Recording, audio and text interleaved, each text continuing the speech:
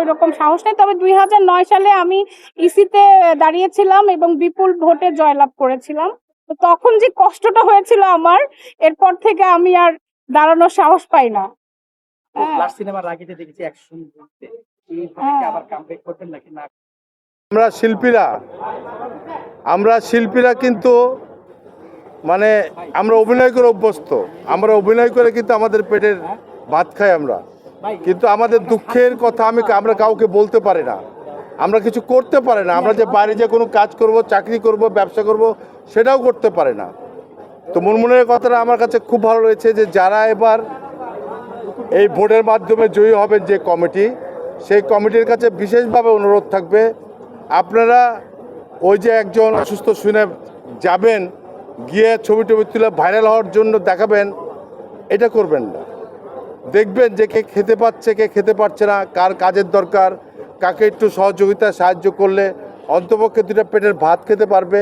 এটা অনেক পথ আছে, অনেক পথ আছে। বর্তমান সরকারের কাছে আপনারা ওইভাবে ব্যবস্থা করবেন। আপনারা খোঁজ নেবেন যে কোন শিল্পী কষ্টে আছে, কোন শিল্পীর ওষুধ লাগবে, কোন শিল্পী অসুস্থ, কোনো কাজ করতে পারছে না, কোন শিল্পী মানে সম্মানের জন্য কোনো কিছু করতে পারছে না। কইতে না পারি কইতে, ধরেন আমি ড্যানি রাজ, আমি কি যে কত ব্যবসা করতে পারবো, চাকরি করতে পারবো? পারবে না, কোন শিল্পীরা পারে না।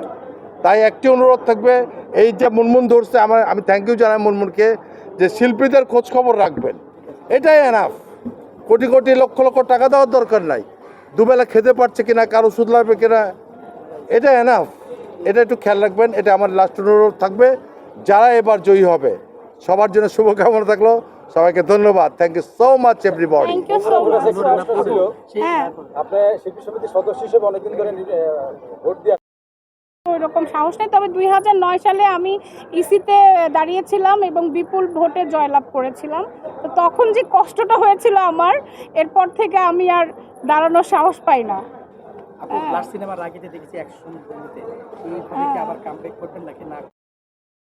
আমি ঘরের কাজে আর বাহিরের কাজে ভীষণ ব্যস্ত থাকি। তারপরে একটা কথা বলি, হ্যাঁ, আমরা শিল্পী, যদি কোনো কাজ নিয়ে মুনমুনের কাছে আসে অবশ্যই মুনমুন করবে। যদি আমি ড্যানি রাজ খলনায়ক আমার কাছে আসে, আমরা করব। আমরা কাজকে ভালোবাসি, কাজ করতে চাই। আমরা যতই ব্যস্ত থাকি না কেন, কাজকে প্রাধান্য দিই। স্টার, মেগা স্টার সবকিছু। ওকে, বারবারকে বলছো ঘুরিয়ে নাও, আমি আসলে যে বললাম সবাইকে আমার না কারো কাছে দেখার সময় হয়। হ্যাঁ, এখান থেকে ওকে, উঠি এখন। হ্যাঁ, ওকে। ওকে থাকে সময়।